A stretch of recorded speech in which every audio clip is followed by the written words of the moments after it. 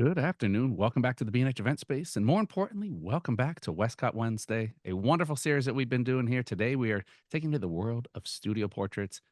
Westcott top pro Eli Infante is back to show us how easy it is. Is that right? It's easy? Yes, sir. And Derek, I'm telling you, man, that smooth voice and that intro, I Was knew it you were going to come in. It was perfect. It was was it perfect. good Like I today? told you, it I was had I had to on set the point, tone. on point. There we go. You I set the got bar already. good. I got the voice, you got the visuals. We're gonna coast in like that. I'm gonna try to keep it smooth here. If you guys do have any questions, feel free to drop them into the comment section on YouTube. I'm gonna let the expert do what he does best, educate you on the beautiful ease of studio portraits. I'm gonna get out of the way, and I'll see you in a bit from Q&A, Eli. All right, let's rock and roll. Let me go ahead and share my screen. And let's rock and roll, guys. So we're doing studio portraits made easy. Little quick intro about me is I'm from South Texas. If you're curious what part of South Texas, I'm in Edinburgh, Texas, the 956. Now, when I say South Texas, I'm about 8 or 9 hours away from Dallas. Most people think that I'm like in the San Antonio area. I'm about 3.5 hours south. Sometimes when I'm doing photo shoots, we literally have the border wall right there off to the side when we're doing our photo shoot. So I'm basically Mexico, deep South Texas. I'm an educator, so I've been teaching for over 13 years. I teach high school photography.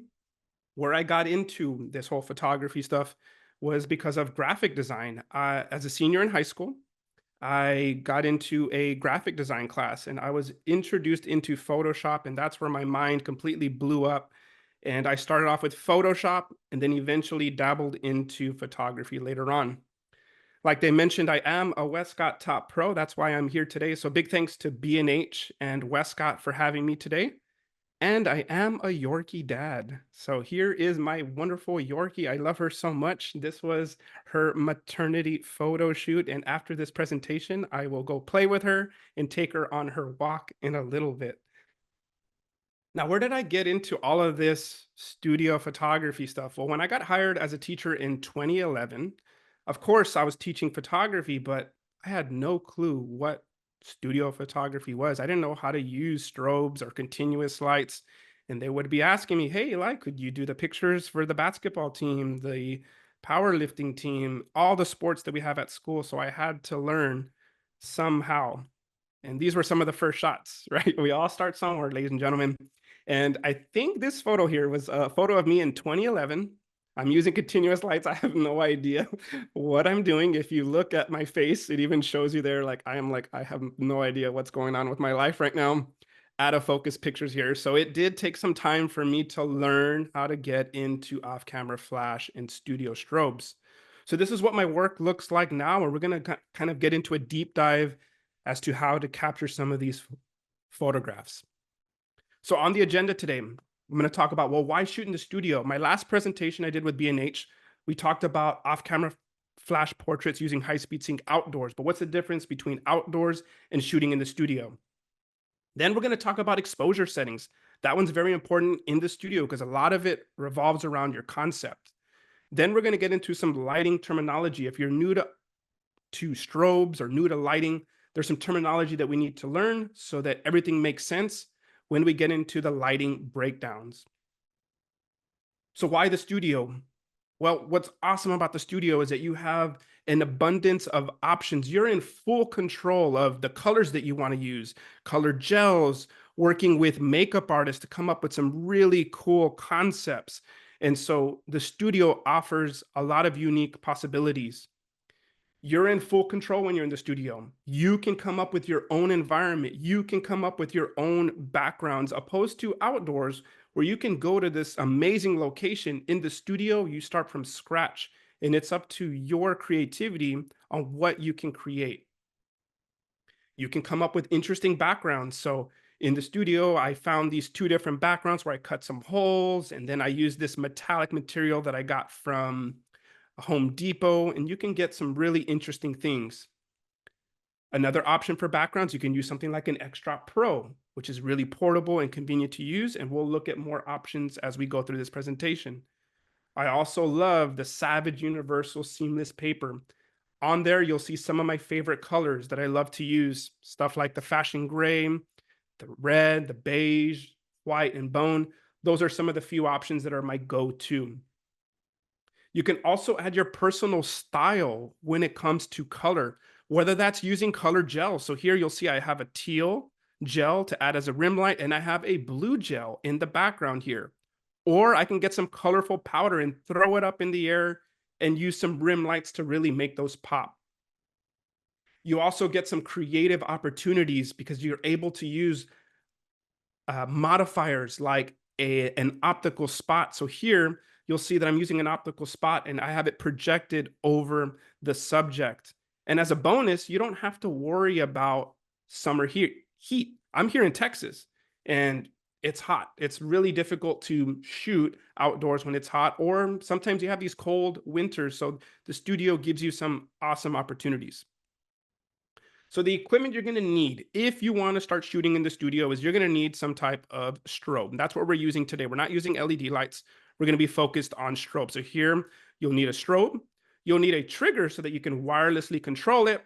You'll need a modifier, which you don't always need a modifier. I do have some photos where I've used a bare flash, but more often than not, you're probably going to want some type of modifier on your strobe, and then a stand to support your light. So some of the equipment that I love using is the Westcott ecosystem. You have the FJ400, which is fantastic. You also have the FJ200, and then of course you have the speed light. Some of my go-to modifiers, we're going to look more in depth in a little bit. These are the modifiers that I love using in the studio, and we're going to get into a deep dive in a moment where we're looking at the optical spot. But these are my go-to modifiers. Now, the FJ400, there is a sale going on right now at B&H. You can save $90 on the Westcott FJ400. This is my do-it-all strobe, and what's great about this strobe is that you can plug it in and shoot with it at the same time. So let's say you're shooting in the studio and you're worried, well, Eli, I have a shoot and it's going to be 5 or 6 hours long. I'm afraid that the battery is going to be running out. I don't want to be swapping out batteries. Well, right out of the box, you can plug this in and shoot with it, and the light is going to be charging as you shoot throughout your photo shoot. Now, if you don't like cords, you don't have to use that. It comes with this battery that gets attached to it, and you can wirelessly move that light around and you're able to rock and roll. One of the most underrated strobes is the FJ200. Whenever I do my sports pictures at school, I'm using FJ200s, and these 200-watt strobes pack a nice punch. And what's great is these are portable strobes. And then, of course, you have the FJ80s, which are great in the studio because they still pack a nice little punch. I like using these with some colored gels for my background lights. Right now, if you're curious what lighting, or not lighting, but the gear that I'm using the Canon R5 as my camera of choice. And most of my work that you're going to see today is just with one lens, and that's the 24-105 f4. Now, one of the things that when I started shooting in the studio, which is very important, is to tether. Now, I do tether with Tether Tools cable, and I tether it into Capture One. When I'm shooting on location outdoors, it's a little bit more difficult to do that. But in the studio, I found that the more that I was tethering, I was able to see all the details in the photograph and look for any mistakes so that I could address them right then and there. So let's get into the camera settings and how I set that up before I go into my photo shoots.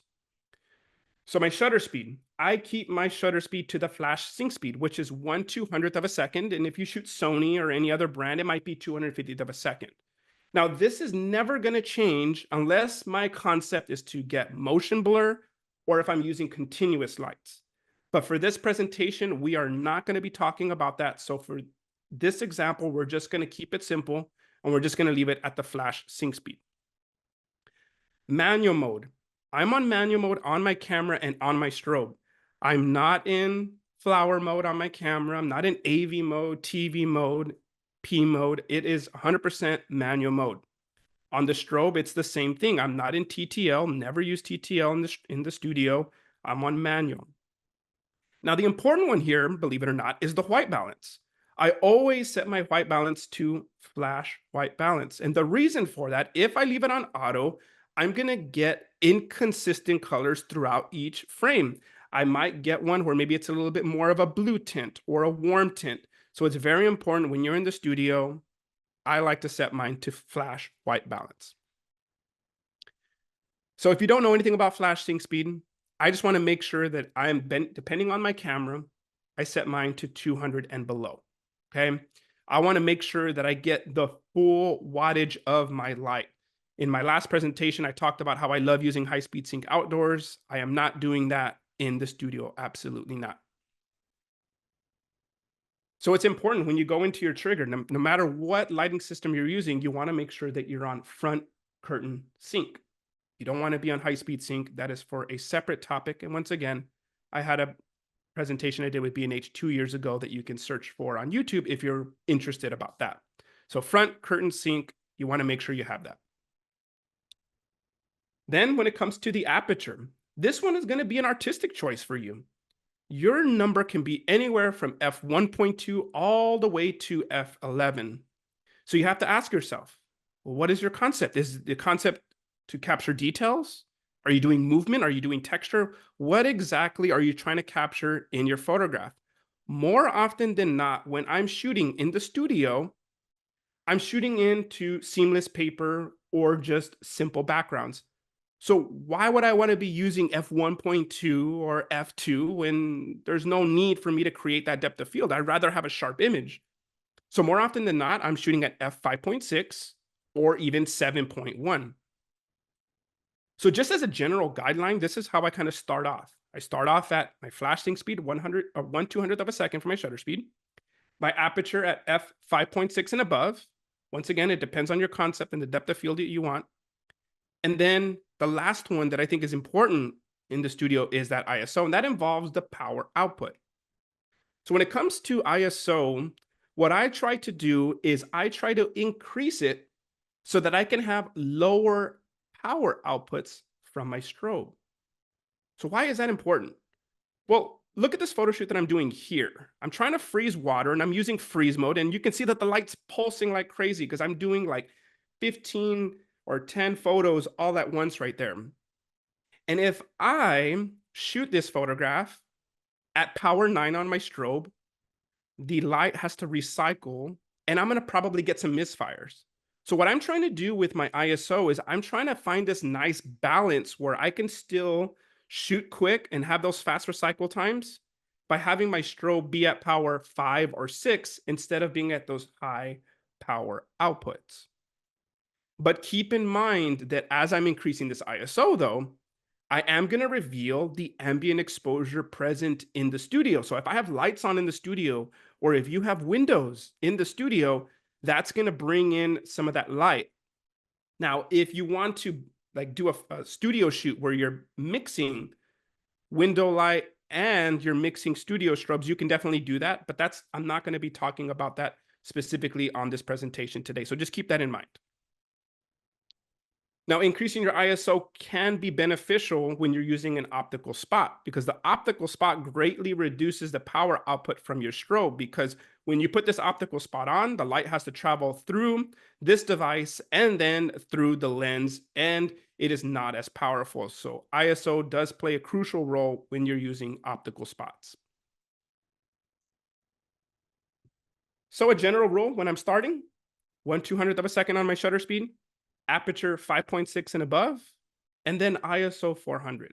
Now you might be thinking, well, why ISO 400, Eli? Why aren't you just starting at ISO 100? Well, when I'm shooting during my photo shoot, sometimes I'll notice as I'm shooting, the subject might be too dark. And instead of having to go to my trigger and then adjust the power on there, I can simply take my ISO from 400 to 500 or 640 really quick. Boom. And now my subject is properly exposed. Or the opposite. I have ISO 400. I'm doing some photographs. Maybe the subject is moving. I notice that they get too close to the light and then they're too bright. I can go from ISO 400 to 320 or 200. And once again, I don't have to go to my trigger and fiddle around with it. And it helps me move a little bit more quicker. Now, if you're worried about, well, Eli, if you're at 400 or 640, aren't you worried about noise? Most modern cameras at those ISO ranges are not going to have a lot of noise. So I am not worried about that. I would rather be worried about capturing the moment than worried about a little bit of noise that I can fix in post if needed. So remember, Part one is to get a blank canvas, your ambient exposure. This is what your ambient should look like when you take your test photograph. We don't want any lights from the studio, windows, and so forth, okay?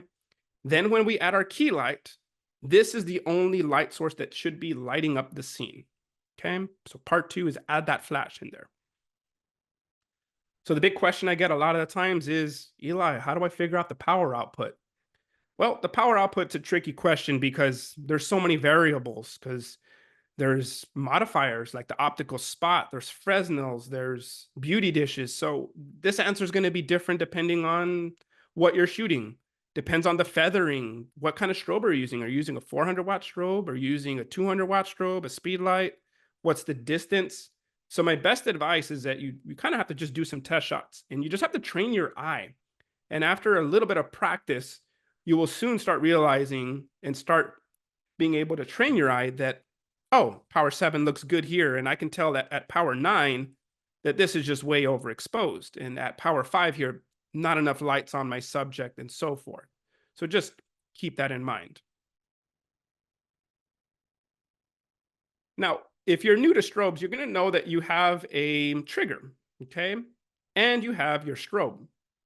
Now, what you're going to need to do is you're going to need to make sure that the channels match up with one another so they can communicate. So here you'll see that I'm adjusting the power of the strobe from my trigger. So we're so spoiled. Back in the day, you would have to run to your strobe and adjust the power and then come back. You can control everything wirelessly. Now you have to make sure that the group is also assigned correctly on your trigger. Now throughout this presentation, I'm going to do 1 light setups, but you're going to also see me do 2 light setups, 3 light setups, and 4 light setups. So how do I do that? Well, whenever I have 4 lights or 2 lights, I separate them by groups. So my key light will always be on A. If I have a rim light or background light, I'm going to put that at B and then adjust the power of that strobe separately. And if I have a third light, I would activate it at C group, and then I would adjust the power there as well. So I always have each strobe separated by groups.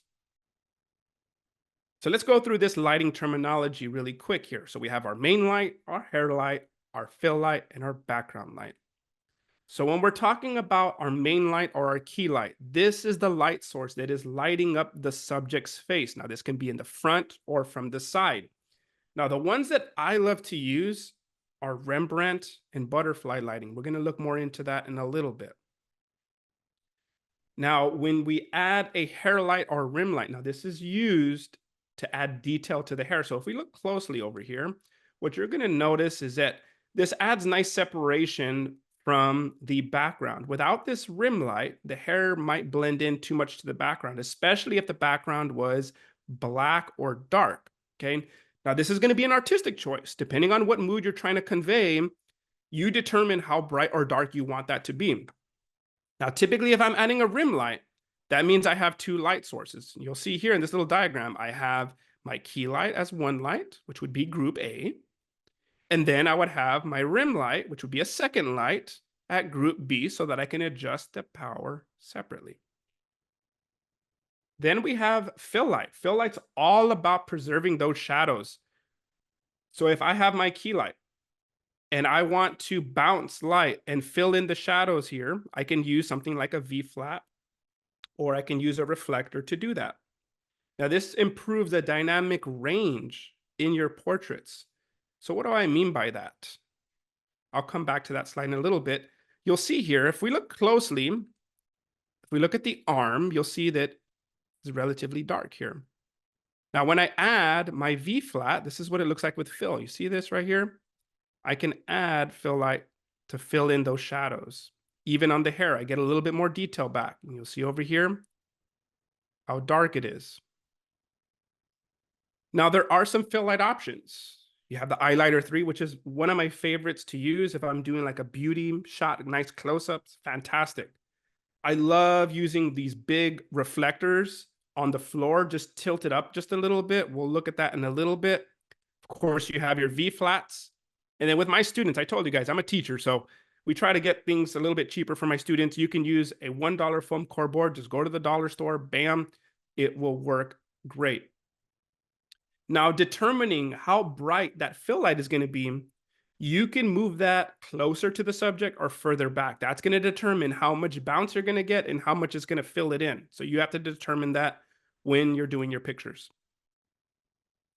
Then we have one of my favorite things to do is the background light. This is where you can have some fun now. You can use colored gels here.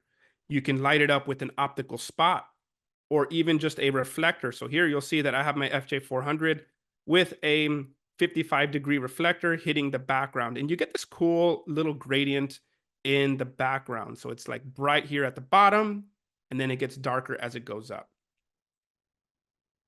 So let's take a look at this. We just talked about the key light, fill light, rim lights, and how does all of this all come together? So here's a shot buildup right here. So remember, we have our key light. If we look closely over here, you'll see that this is just one light, okay? You'll notice underneath the chin, it's a little bit dark. So what I decided to do is I decided to add a fill light right underneath the subject, which I have at group B, and it's gonna fill in right underneath the chin. So you'll notice here, look at the little detail that comes back. Now, deciding that power output is important. You don't want to make it so bright that we remove the shadows because the shadows add dimension to the portrait. So it's very important to still maintain those shadows. We don't want to eliminate the shadows, but I do want to fill them in because if we look once again back here, I noticed that they were a little too dark for my taste. And here we filled it in. Then we added a rim light. Remember we talked about rim lights? It adds nice separation. Look at the hair here. It gets that nice little glow. The arm adds that nice separation from the dark background. Okay, and then I added another rim light to the right. So here you'll see that nice little edge light here. And if we look closely over here, let's look at the behind the scenes. So remember, I have 4 lights here. Group A is my key light, which is in butterfly light position, which means above the subject, angled down, lights up the subject like we have here. Then we have group B, which is my second light, filling in those shadows underneath the chin, which we get right here. Then I have my third light, group C. I have a grid here to control. So if you don't know how grids work, grids will reduce the spread of light and will direct it into a nice beam so that it doesn't spill onto the background. And that's what we get here. And then we have group D, which is to the right, hitting the subject there. So here are the final results right here. Okay. So 4 light setup, A, B, C, and D.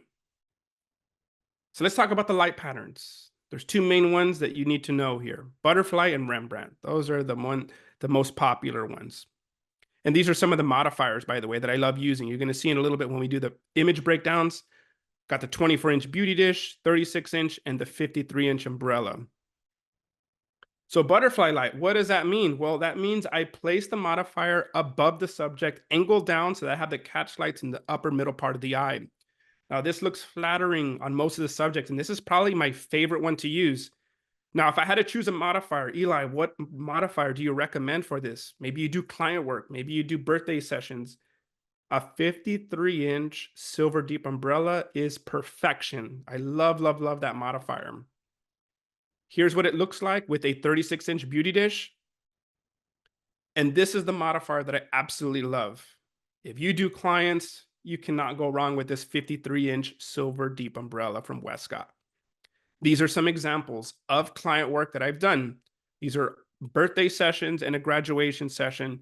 You put that in butterfly light position, boom, you're going to get some amazing results with that modifier and that light position. So you might be asking yourself, well, Eli, if it needs to go over the middle, isn't my stand going to be in the way? How can I actually get the butterfly light position? Westcott sells this Westcott shorty extension arm. And what it does is that it offsets the light from this annoying little stand that gets in your way if you're trying to do butterfly lighting position, right? So what you'll see here is, bam, I have my light stand here. I have the Westcott shorty extension arm, and I'm able to shoot right underneath and still use butterfly light position. Now, another option is to use the Westcott mini boom, okay? And I had a little video here. I have a little error, but it's okay.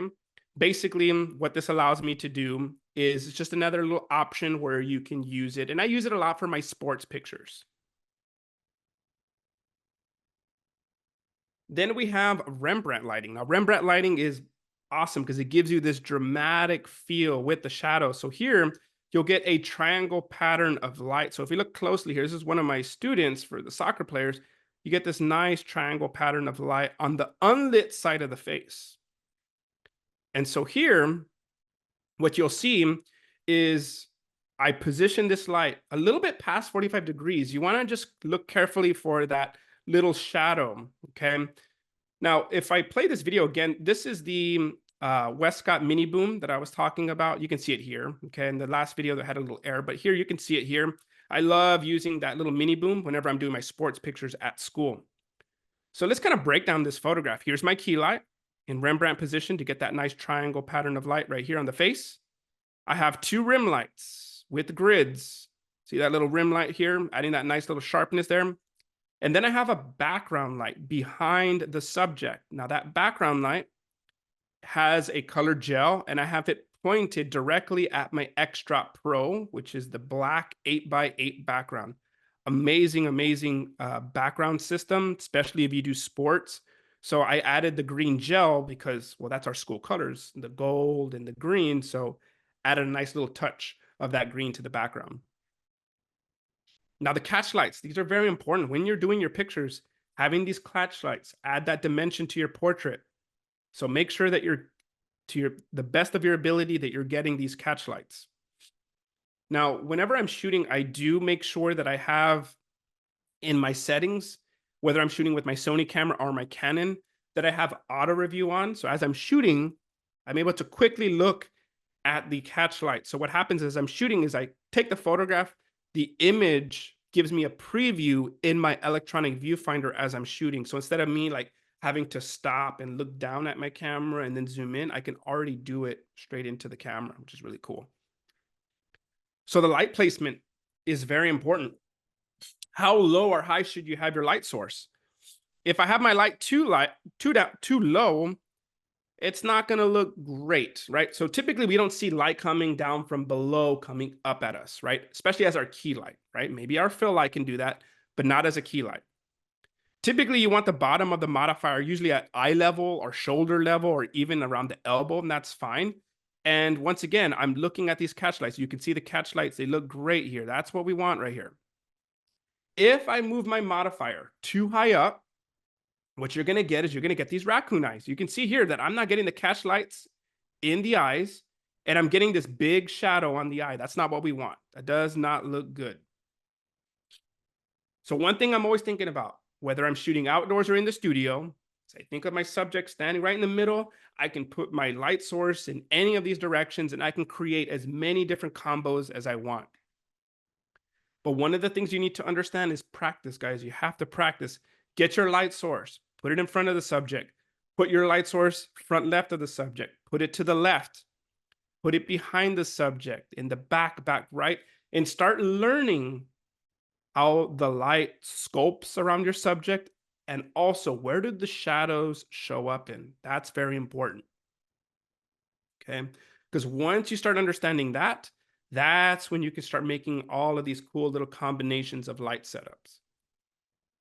So now let's get into the light deconstruction. Let's get into the fun stuff. Let's start breaking down some photographs, and let's kind of give you a little bit of in-depth look into my work.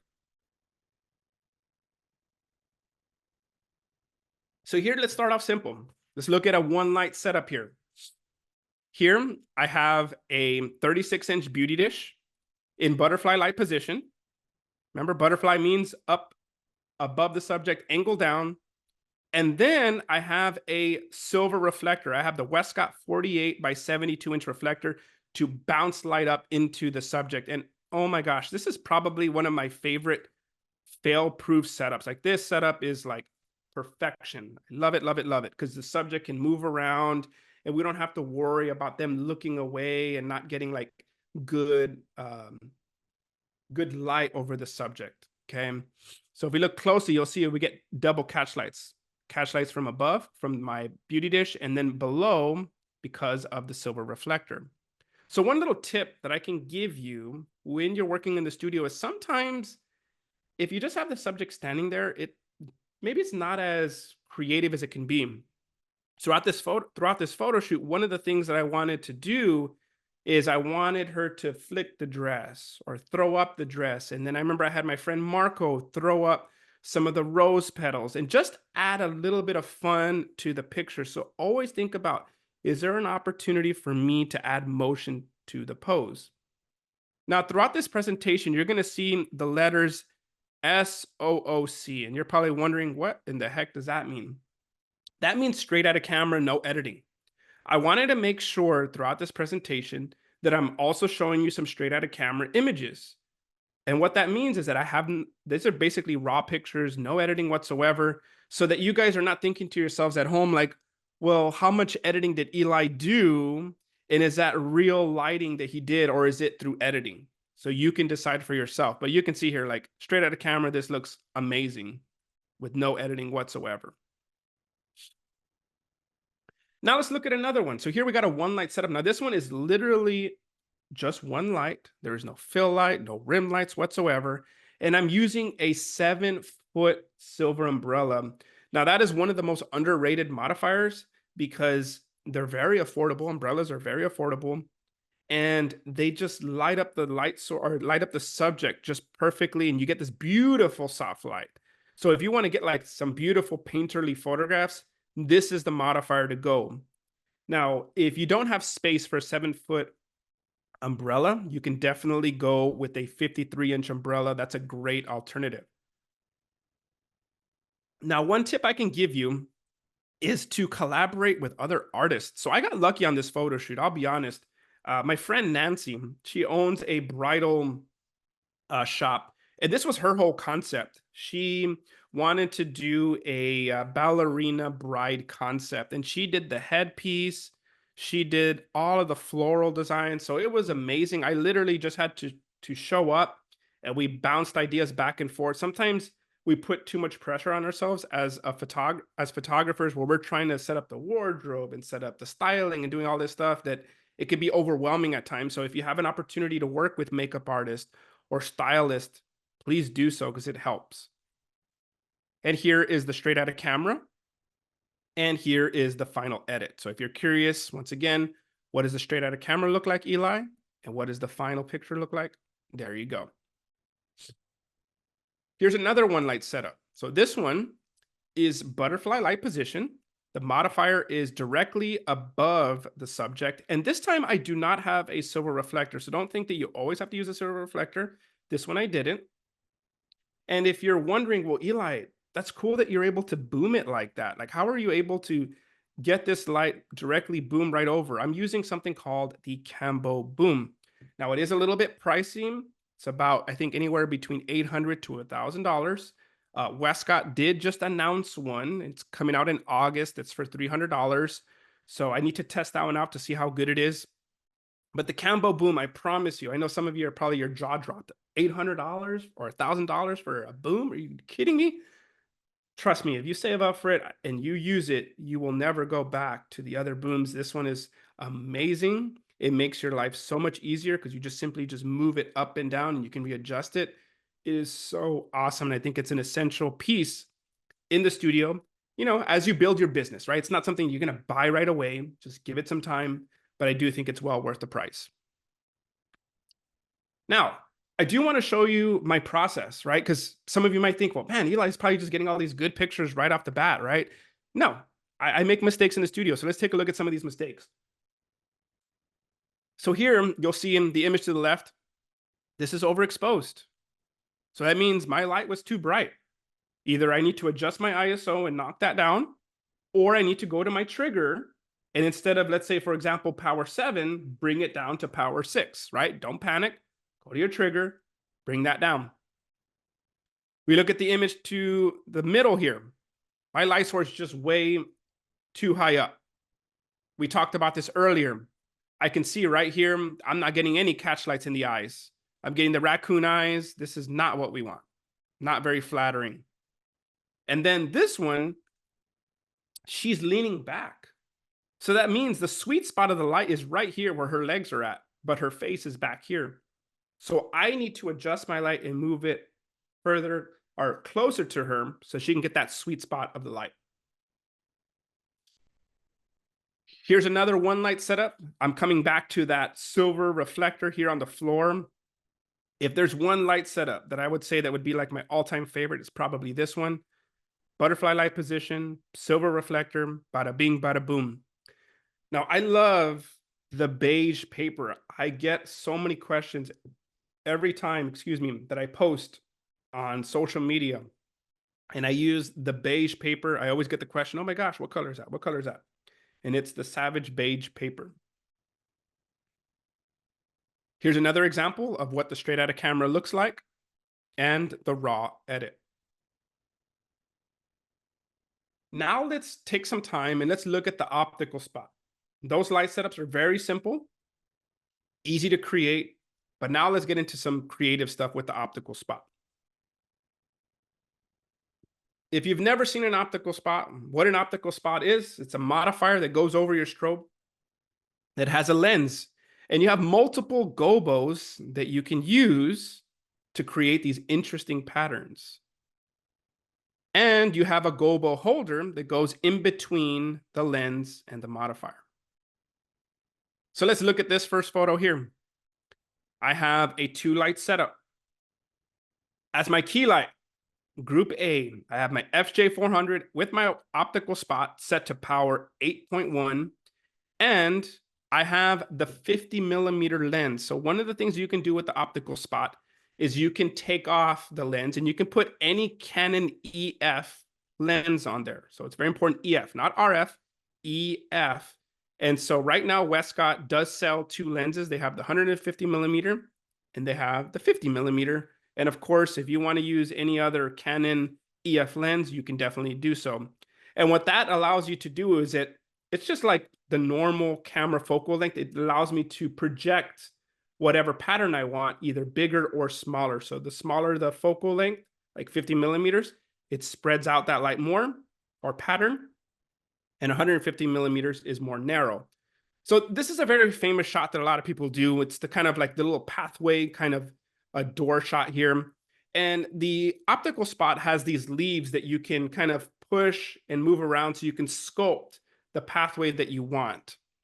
And so when I did that, it is right here. You have these little mechanisms, what you call, my gosh, I forgot the name of them. The leaves, there you go. Okay, so you have these leaves that you can control, and you can create that shape for that little pattern of light that's gonna shoot through them. So this is how I start off. I have my little pattern here with my optical spot. Now this is only with one light, very important. This is my key light. I notice my background is dark. So when you're using an optical spot, remember that it's a hard light source. And what hard light means is that I'm going to get hard, crisp shadows in the background. So you'll see the background, I get these crispy shadows. And immediately that tells me it's a great opportunity for colored gels. So I grab a second light with an umbrella and I add a magenta pink gel to it. And I work with my second light source separately. So I see what color is being added.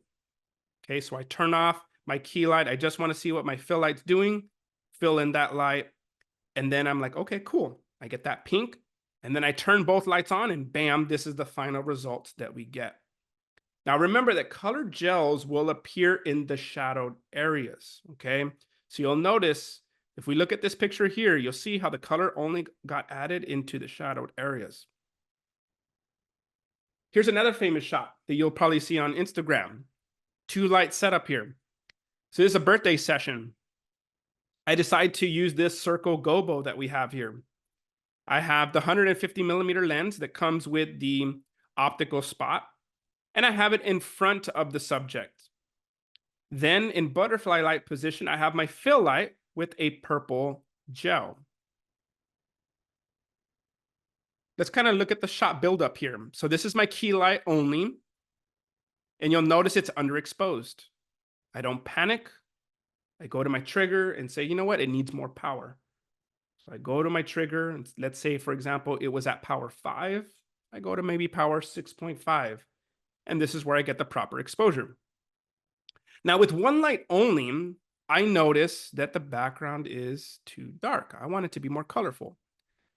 That's when I get my second light, my fill light. I add a colored gel to it. which is magenta, and I test that out. I want to see how bright do I want my fill light to be. Once I do that, this is the final results that we get. Here is the straight out of camera. Once again, no editing done whatsoever. This is the key light, which is the optical spot, and the fill light, which is the background with the colored gel. Once again, if you're curious what the fill light looks like with the colored gel, this is what it looks like without the key light. Here's another 2-light setup with the optical spot. This time, though, I have it boomed above the subject coming down, and I have the large circle gobo once again. I do have the 50mm lens on the optical spot, so if we look closely over here, you'll see that I have the optical spot boomed right over with the 50mm lens projecting down, as you can see here. Now, if we look closely, if we look at just the key light once again, I notice once again, it's just too dark. I have this cool kind of red monochromatic theme that I got going on, but right now this is just too dark for me. Could I fix this in post in Lightroom or Capture One and increase the blacks and the shadows? Probably, but it's probably going to be a little bit noisy and a little bit grainy. I don't want that. So that's why we use fill light, so that we can determine how dark that background is going to be. So you'll notice that the power output, when I added my fill light here, was barely at 1.5, which is not that much power. I just wanted to fill in and bring a little bit of those reds back in so that I get this nice final edit right here. Now, this is the first time now that I'm using the optical spot as a background light. So earlier in the presentation, we talked about background lights, right? Well, here, my key light, my main light source lighting the subject is that 53-inch Westcott silver umbrella. It's coming down, lighting up my subject.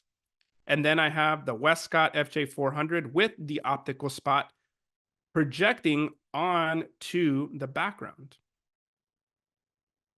So let's look at the shot buildup here. Straight out of camera. What are the mistakes that I see here? Gobo's too small. Why is that happening? The closer I bring in that optical spot and that strobe to the background, the smaller the design is going to be. So I didn't like it like this. I just felt like it just didn't match the kind of look that I was going for. So what I did is I pulled back that light with that optical spot. And one of the most important things when you're using an optical spot is use the modeling light feature of the FJ400.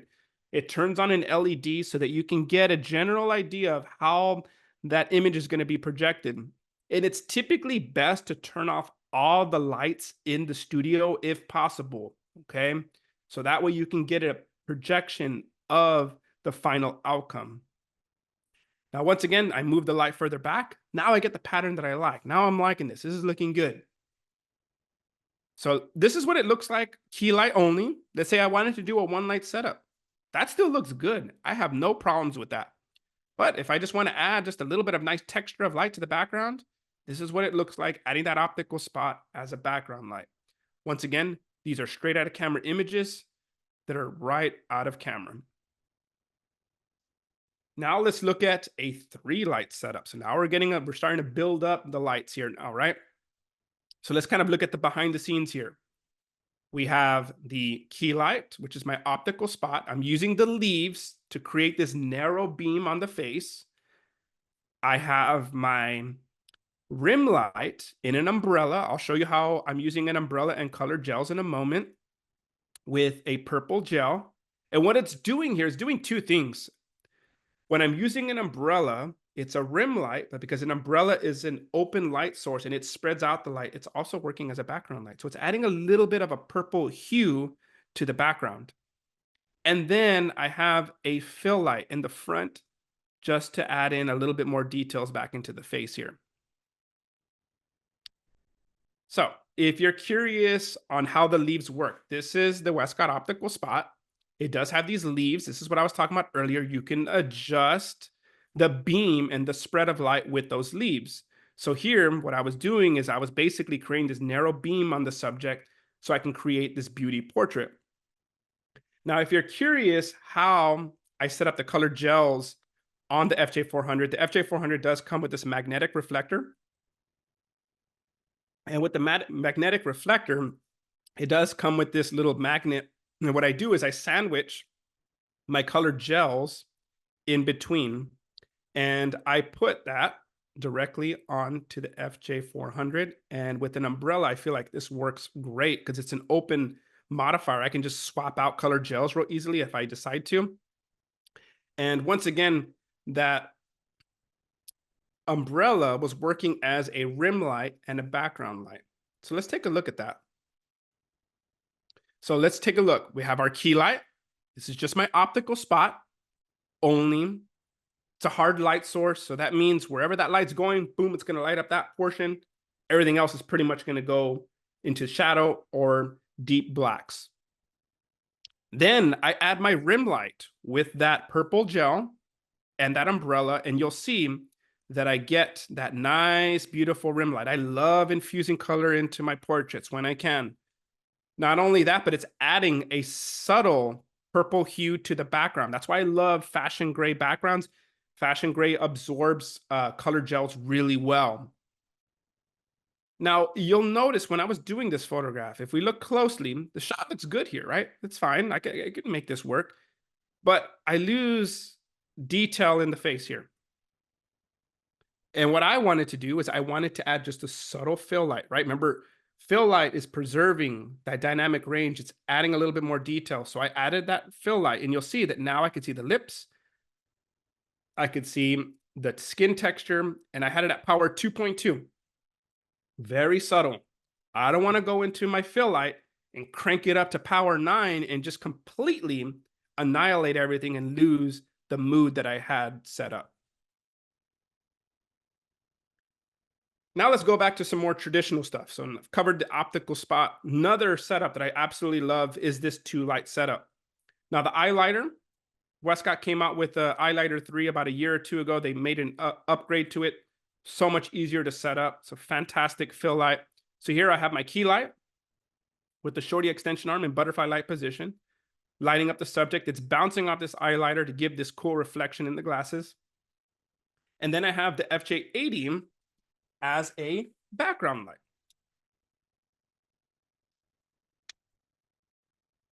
So let's look at the shot buildup once again. This is what it looks like as the key light only. You'll notice the background isn't as vibrant. It doesn't pop as much. So I work with my key light first. I get those settings locked in. Then I turn off my key light and I'm like, okay, well, let me see how my background light works. I'm going to go to my background light. I turn that on, and I have purposely, let me be clear, I purposely have that background light tilted down just a little bit. And the reason for that is I want that gradient. I want it to be brighter down here. And as it goes up, it gets darker. Okay. So you'll notice in the straight out of camera here, you see how it's brighter here and it goes darker. I'm doing that on purpose. I want that nice gradient. And here it is again. Here's another setup where I use the exact same setup. The only difference is I'm using an FJ200 with the metal reflector aimed at the background. Now, Westcott does sell an X-Drop Pro. It's one of my favorite products from Westcott, because if you need to set up a background easily, man, you cannot go wrong with the X-Drop Pro. Here I have the parchment paper, so it adds this nice little textured background to it.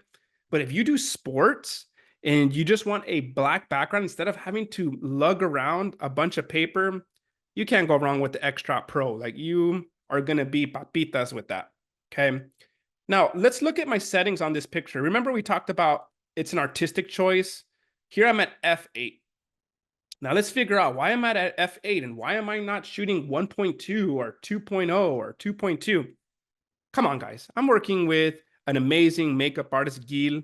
This is a photo shoot that my friend Roland set up for the Dreamers Photography School that we have here. And look at all this beautiful detail. Are you kidding me? Am I going to shoot this at f1.2 and blur out some of those beautiful details? Heck no. I'm going to shoot this at f8 because I want to maintain all of that detail and all the beautiful work that the makeup artist set up here. Okay. So remember, the aperture is all about the concept. How much detail do I want? Here's a 3-light setup. So here I'm using a filter. So I get this question a lot, is Eli, are all of these little sparkles Is that Photoshop? Are you Photoshopping those in? Absolutely not. I'm using a star filter by Hoya, and I'm pretty sure there's other brands that have star filters. But basically, when you're using a hard light modifier and you have sparkles on the makeup maybe or the dress, when that hard light hits that reflective material, it creates this beautiful star. Okay. So on this one, we have a 3 light setup. So if we quickly look at it, we have the Westcott in a Fresnel lens. It's projecting straight into the subject here. I do have a fill light, once again, to just maintain a little bit of detail on the dress. And then I have a projection attachment as my background light. Well, I guess it could be a background light or rim light, depending on how you perceive it. But let's take a look at the buildup here. So this is what the key light looks like only, right? Without that little rim light, background light. And then when I add that, look how much drama it adds to the photograph. It adds this nice little detail to the hair here. We use the haze machine here to just add a little bit of depth and texture to the photograph. And once again, these are straight out of camera images. One of the things I want to emphasize when you're in the studio, because you're in control of most of the lighting here, you should be able to get like 85% of the photograph, 90% of it looking good straight out of camera. You shouldn't have to do too much editing when you're in the studio. At least that's what I've found. Now let's look at a 3 light setup. And let's talk about grids for a little bit here. So here we have my key light, which is in group A. I have a grid on it. Okay, I'm going to talk about why in a moment. We're going to look at the shot buildup in a little bit, but this is just to light up the subject's face a little bit. Then I basically have 2 rim lights here. I have a teal gel in the umbrella. I already showed you guys how I do that. And then I have a 43-inch umbrella with an orange gel to the right. So if we look at the shot buildup, we have our rim light to the left with teal. Lights coming in from the left. We get the blue. Okay, that's cool. Then we get the orange light from the right added in. Okay, that's nice. But I noticed that the saturation on the face, I'm like, okay, that's a little bit too saturated. I want to light up the subject just a little bit with my modifier. So I added a Westcott 1x2 softbox, but I didn't add a grid. And look what happens. When you don't add a grid, what happens is that the light gets spread out everywhere. It's lighting up my background, right? So look at, I'm using the gray paper. The color gels go away. So remember, colored gels will only show up in the shadowed areas. If I don't have a grid, that light spreads out everywhere and it gets rid of the shadows. So then the color gels have nowhere to show up on. So by adding the grid, it's able to now direct the light and really focus the light on the face for the final photo that we get here, right? So you'll see the skin tone is starting to show up, but I still am able to get the orange gel and the blue gel showing up because of the grid. Now, if you don't know what the grids look like, this is what they look like here. Most of them have Velcro and they go around the softbox modifier. And then for my last setup here, I did want to have a setup where I'm showing off the flexi gels. The flexi gels are awesome because these flexi gels go directly above or on top of the flash dome of the FJ400. So you can just swap those guys out. And so here I have a 4-light setup. It's a little bit of a crazy setup here, right? Because I have the orange flexi gel on the FJ400 here, the red one, and the purple one. So we have 3 different lights as my background lights to add this kind of colorful hue in the background. So I believe on this photograph, I used some atmospheric aerosol to add that nice texture. So usually I like to use either haze machine or the atmospheric aerosol to just add that nice little texture into the photograph instead of it just going to pure black. And then in here, you'll see in the background, I do have a Westcott X-Drop Pro, the gray background, okay? If you enjoyed this presentation, and if you did not know, I do have a YouTube channel. So maybe I went through some of this stuff and you want to know a little bit more in depth, I have some YouTube content that goes over everything. And if you love this stuff, check out my Instagram because I post a lot of behind the scenes stuff on Instagram. If you're a Westcott user, make sure you're in the Westcott Facebook group because a lot of top pros are on there. I'll post in that area as well. So it's a great community to be a part of if you have any questions about Westcott gear.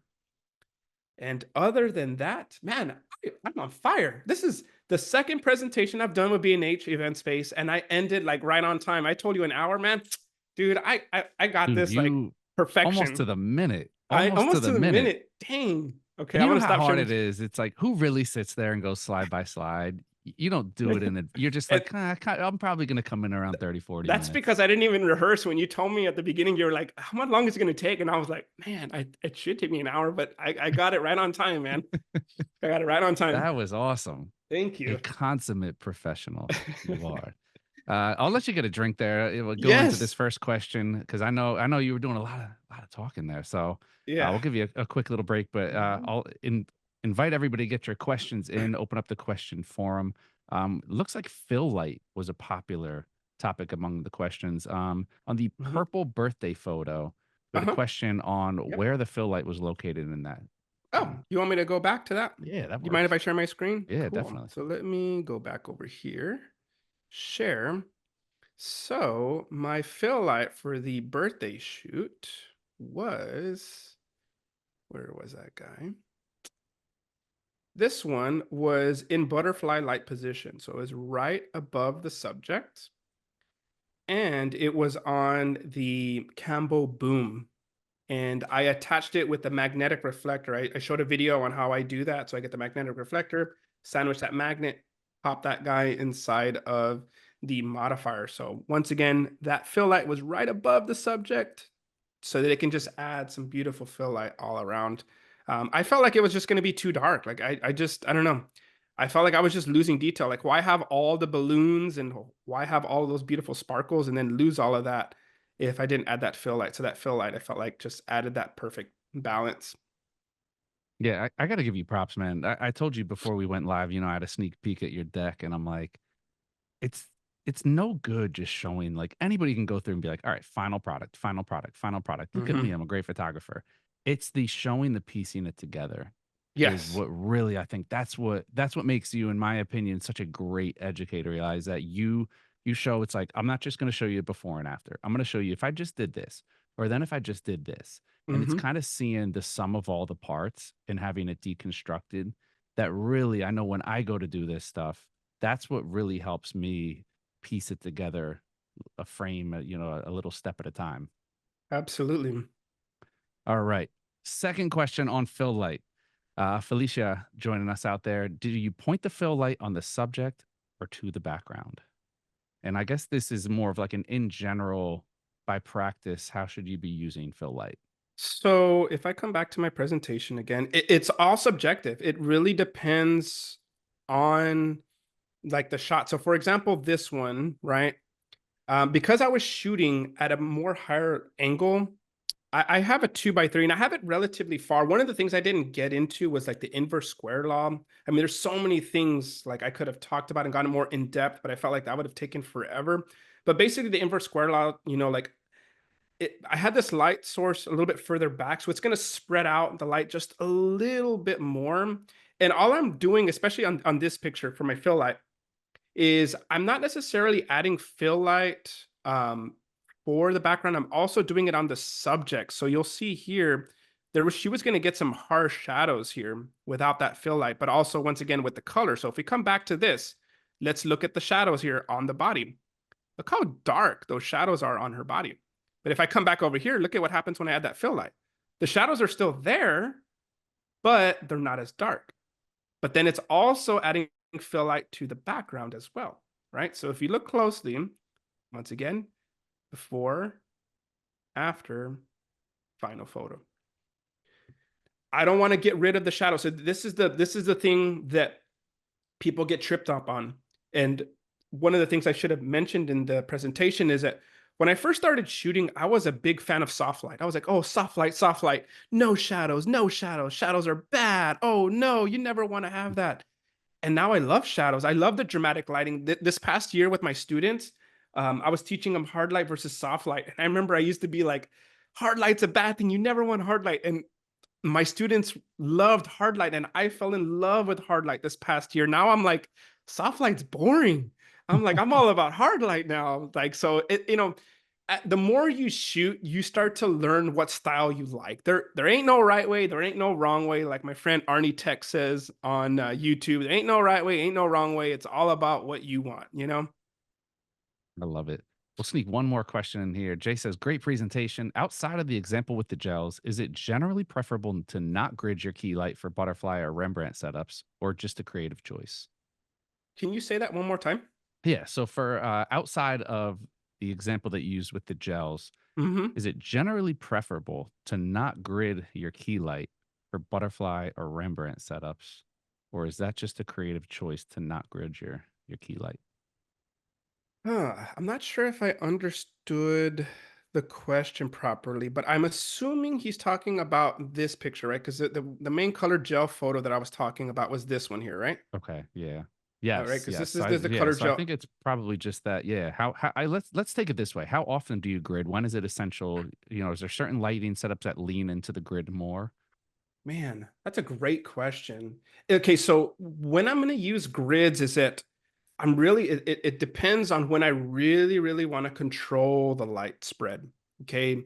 Because sometimes without the grid, oh my gosh, this light will start spreading out and hitting the background, and it'll start hitting maybe different items. Like if you have a set design. So sometimes the light is just too much. You're like, hey, light, calm down. You're throwing light everywhere. Like, yes, I want you to light up the subject, but you're also lighting up the background. I want it a little bit more moody. So I like to have the grids on when I just want to have the light directly on the subject, and maybe I want it to appear a little bit more moody. Once again, it really comes down to the concept. And like I said, on this example, the main reason I use the grid is that without the grid, I mean, I wasn't going to get any color on there. And you'll see that the light was just spreading onto the background. I was like, look at the difference between the background here and then here, right? So this is gray, but the light is spreading out everywhere, and it's a small softbox. I'm not even using like a 48-inch octabox. This is a simple, small 1x2. This little guy right here, this little small softbox, is spreading out that light everywhere that you see here. So that grid really just refined it and added that nice little mood there. Like I said, we could probably have like a whole video, a whole hour discussion just on grids if we wanted to. We could have a whole hour thing on optical spot and feathering the light, and there's so many things. So, but hopefully that answered your question. I'm gonna sneak in one last follow up because I personally have a question on that because since you mentioned it, you're like this Mm-hmm. isn't a huge softbox. I personally always get hung up on when do you need, and we're not talking like groups. Obviously, if you're doing groups, multiple people for a single Right. subject, what is the ideal size of either softbox or umbrella, like modifier in general? Like how big? Like, do you need an 8 foot octabank, or can you get away with like a 2 3 foot? So Yeah, like I see, that's I a want to good. know where's the overkill. I'm glad you you asked that, because when I first started shooting outdoors, I remember me and my friends, we used to use like big 5 foot octaboxes, and we're out there holding this huge modifier because we're like, oh my gosh, we need to light up the whole subject, but we didn't understand the inverse square law. Just move the light back. The light's going to spread. It's going to light up the subject. So to answer your question, to find that sweet spot, a 36-inch octabox is going to be perfection. 36-inch Manny Ortiz Beauty Dish. I use that a lot in my photographs. Westcott also has the Westcott Octa M. But my all-time favorite modifier when it comes to client work is that 53-inch umbrella.